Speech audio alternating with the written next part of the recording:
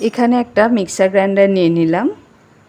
তার মধ্যে এই যে 1 কাপ পরিমাণ সুজি, এই সুজিটা একটু মোটা, এটা গ্রাইন্ডারে নিয়ে নিলাম গ্রাইন্ড করব বলে। হাফ কাপ পরিমাণে গুঁড়ো দুধ নিয়ে নিলাম। এর মধ্যে কিছুটা লেগে গেছে, আমি এগুলো সব ঢেলে দিলাম কাছিয়ে নিয়ে। 1/4 কাপ চিনি দিয়ে দিলাম। 2টো এলাচ দিয়ে দিলাম, এতে সুন্দর ফ্লেভার আসবে। এবার এটা ঢাকনা দিয়ে ঢেকে আমি গুঁড়ো করে নিয়ে আসব। হ্যাঁ, গুঁড়ো করা হয়ে গেছে। এবার দেখো একদম মিহি করে গুঁড়ো করে নিয়েছি। এই যে আমি দেখাচ্ছি কতটা মিহি হয়েছে, ঠিক আছে।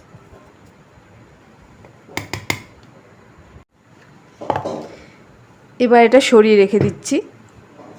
এবার দেখো আমি একটা কাচের বোল নিয়ে নিয়েছি। বোলের মধ্যে 1 কাপ পরিমাণে টক দই নিয়েছি। এই টক দই কিন্তু একদমই টক নেই, মানে বেশি টক নেবে না, আমরা হালকা টক থাকলেও ঠিক আছে। আর এর মধ্যে খুব সামান্য একটু লবণ দিলাম, 1 চিমটি মতো। তোমরা এর মধ্যে চিনি দিয়ে মিশিয়ে নিতে পারো, মানে চিনিটা দিয়ে এইভাবে ঘুটে ঘুটে গলিয়ে নিতে পারো। আমি যেহেতু সুজির মধ্যে দিয়ে গ্রাইন্ড করে নিয়েছি, তাই এর মধ্যে আর কোনো চিনি দিলাম না। এবার এর মধ্যে আমি 1 চা চামচ পরিমাণে বেকিং পাউডার দিয়ে দিলাম, আর খুব সামান্য একটু বেকিং সোডা দিয়ে দিলাম। 1 চা চামচ পরিমাণে বেকিং পাউডার আর সামান্য একটু বেকিং সোডা। এবার আস্তে আস্তে এগুলোকে মিশিয়ে নেব সব কিছু। এবার মেশাতে মেশাতে দেখো পুরো ফেনা হয়ে যাচ্ছে।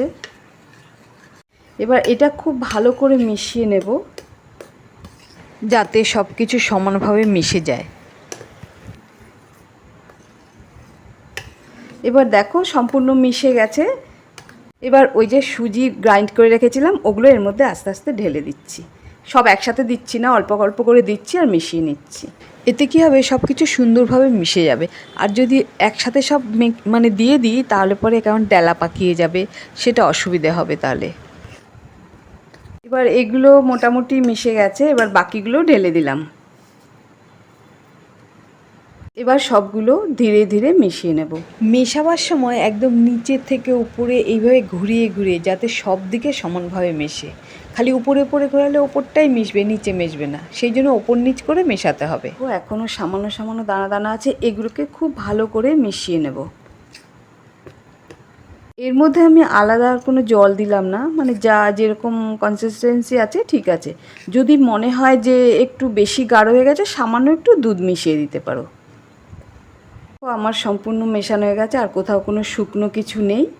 এবার আমি এটা সরিয়ে রেখে দিচ্ছি।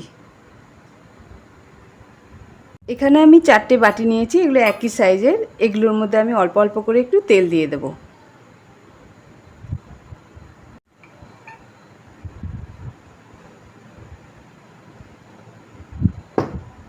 তেলগুলো খুব ভালো করে বাটির চারিদিকে মেখে নেব।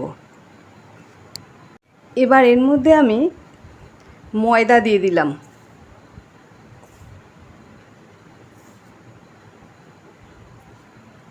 ময়দাগুলো এইভাবে আস্তে আস্তে চারিদিকে ছড়িয়ে নেব।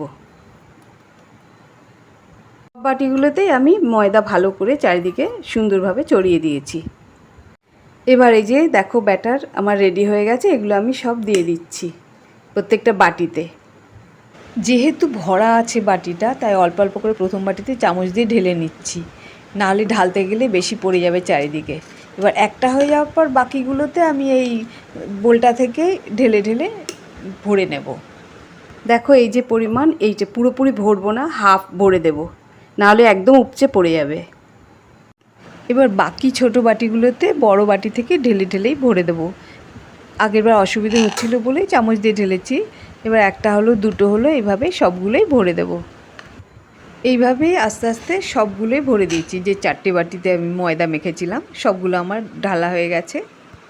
এবার আমি একটা কড়াইয়ের মধ্যে জল নিয়ে বসিয়ে দিয়েছি, ওগুলো টকবক করে ফুটছে। তারপর একটা ঝাঁঝরি বাটি দিয়েছি। এবার যে ভেপার উঠছে তার উপরেই একটা একটা করে সব বাটিগুলো আমি বসিয়ে দেব, দিয়ে ঢাকনা দিয়ে ঢেকে দেব। 15 মিনিট পর ঢাকনা খুলে দিলাম, দেখো কতটা ফুলে গেছে। এবার কাঠি দিয়ে চেক করলাম, একদম পরিষ্কার, কোনো কিছু লেগে নেই, মানে হয়ে গেছে। এবার নামিয়ে ঠান্ডা হতে দিলাম। এটা ঠান্ডা হতে হতে ততক্ষণে আমি একটা মানে দুধ দিয়ে গ্রেভি মতো তৈরি করব। এবার আমি এখানে ফুল ক্রিম মিল্ক নিয়ে নিয়েছি, মানে 2 কাপ পরিমাণে ফুল ক্রিম দুধ নিয়েছি, একদম বেশ একটু গাঢ় গাঢ়। 1/4 কাপ চিনি দিয়ে দিলাম, আগেরবার 1/4 কাপ দিয়েছি, এবার 1/4 কাপ দিলাম। আর সামান্য একটু এলাচের গুঁড়ো। এগুলো ভালো করে মিশিয়ে নিচ্ছি, নিয়ে এবার এগুলোকে আমি জাল দিয়ে নেব। এই যে গোলার পরেও ভেতরে অনেক চিনি রয়েছে, এগুলো পুরো একদম গলে যাবে। এবার ভালো করে ফুটিয়ে গ্যাস বন্ধ করে দিলাম, ভেতরে চিনি সব গলে গেছে। এবার ভাপানো মিষ্টিগুলো ঠান্ডা হয়ে গেছে। এই যে দেখো, এগুলো এত সুন্দর, মানে যেহেতু আমি ভেতরে তেল আর ময়দা দিয়ে একটা কোট করে দিয়েছিলাম, খুব সহজেই এগুলো ছেড়ে যায়। আমি দেখাচ্ছি কিভাবে। এই যে এইটা, এই যে দেখো, ঠিক আছে, এই যে একটা দেখিয়ে দিচ্ছি। এই যে সামান্য একটু টেনে নেবে যদি মনে হয়, তারপর এইভাবে দেখো কত সুন্দরভাবে এগুলো হয়ে গেছে। এগুলো পুরো একদম স্পঞ্জি হয়ে যায়, দারুণ লাগে খেতে, যেমন স্বাদ।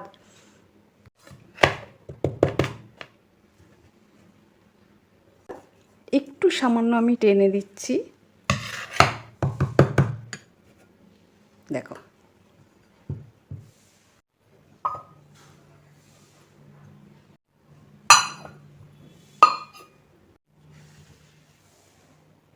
তখন দুধ জাল দিয়েছি, ওগুলো নিয়ে এলাম। পুরো একটা এভাবে ঢেলে উপরটা ভিজিয়ে দেবো, পুরো পুরো অ্যাবজর্ব করে নেয়, এত সুন্দর স্পঞ্জি হয়। তো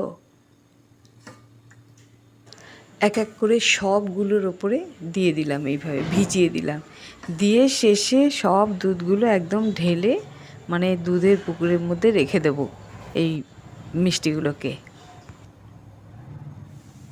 প্রায় পুরোটাই দেওয়া হয়ে গেছে, এবার আমি বাটিটা থেকে পুরোই ঢেলে দিচ্ছি।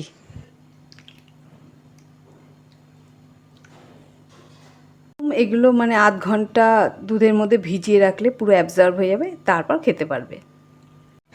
এবার আমি কেটে দেখাচ্ছি কত সুন্দর হয়েছে, ভেতরে স্পঞ্জি জুসি।